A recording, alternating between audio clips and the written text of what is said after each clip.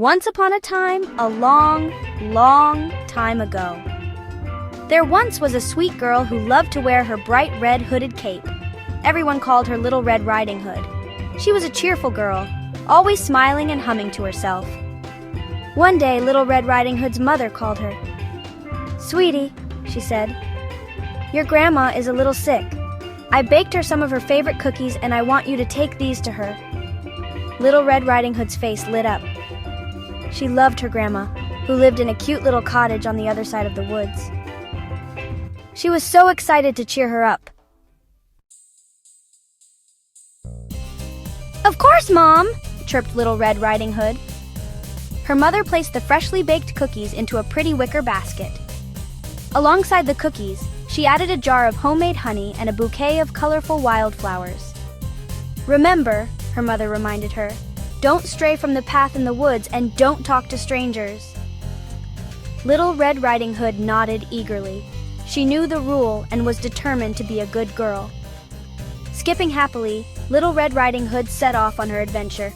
She was so excited to see her grandma and couldn't wait to share the treats with her.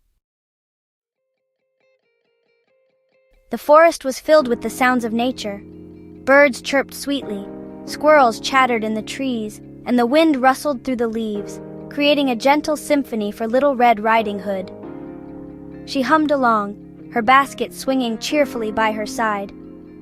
As she walked deeper into the woods, the shadows grew longer and the trees seemed to stretch taller above her. But Little Red Riding Hood wasn't afraid. She imagined the forest as a magical place, filled with friendly creatures. Lost in her daydreams, she didn't notice the eyes watching her from behind a giant oak tree. A sly wolf, watching her every move, had a sneaky grin on his face. The wolf saw an opportunity to trick the little girl. He approached her, his voice as sweet as honey. "Hello there, little lady. What are you doing all alone in the deep woods?" Startled by the wolf's sudden appearance, Little Red Riding Hood stepped back. But, remembering her manners, she politely replied, "I'm going to visit my grandma, Mr. Wolf. She's not feeling well." The wolf acted concerned. "Oh dear, I'm so sorry to hear that. Still, it's not safe for a young girl to wander alone. Why don't you pick some of these wildflowers for your grandma? They'll brighten her day." The wolf's suggestion seemed harmless. Little Red Riding Hood hesitated for a moment. She remembered her mother's warning about not straying from the path. But thinking of her grandma's happiness, she considered the wolf's words. Seeing her hesitation, the wolf continued, "Don't worry, little lady. I'll take a shortcut and let your grandma know you're on your way. You take your time and pick the prettiest flowers you can find." And with a wink, the wolf disappeared into the deep woods. Trusting the wolf's words, Little Red Riding Hood decided to pick a beautiful bouquet for her grandma. Humming a cheerful tune as she worked, she carefully selected the brightest flowers. Meanwhile, the sly wolf had run to Grandma's cottage. Imitating Little Red Riding Hood's voice, he knocked softly on the door. "Grandma, it's me!" he called sweetly. Thinking it was Little Red Riding Hood, the frail grandma weakly called out, "Come in, dear." The wolf pushed the door open and without a second thought, swallowed the poor grandma whole. Then he disguised himself as Grandma, putting on her nightgown and cap. He climbed into bed, pulling the covers up to his chin. Chuckling to himself about his clever plan, the wolf waited.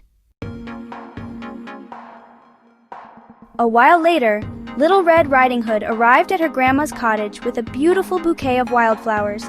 She knocked softly on the door, and the wolf, disguised as Grandma, called out in a muffled voice, "Come in, dear." Little Red Riding Hood entered and saw her grandma in bed looking rather strange. "My grandma," she said, "what big eyes you have." The wolf chuckled. "The better to see you with, my dear." This strange conversation continued, with Little Red Riding Hood growing more and more suspicious. Finally, she said, "Grandma, what a big mouth you have." The wolf grinned mischievously. "All the better to eat you with." Just then, a woodcutter passing by heard the commotion. Ready to help, he burst into the cottage, his axe raised. Seeing the wolf, he immediately understood what was happening. With a swift swing of his axe, he chased the wolf into the forest. Relieved and overjoyed, Little Red Riding Hood hugged the woodcutter tightly. They got Grandma out of the wolf's belly. Turns out she had been hiding in there all along. Reunited and safe, Little Red Riding Hood, Grandma, and the kind woodcutter shared the delicious cookies, honey, and stories, their hearts filled with gratitude and joy. That day, they all learned a valuable lesson. Always trust your instincts and never talk to strangers in the woods. And remember, kids, always be kind to each other. Well, dear little ones, if you enjoyed our story, don't forget to subscribe to my channel for more. Goodbye, and stay safe.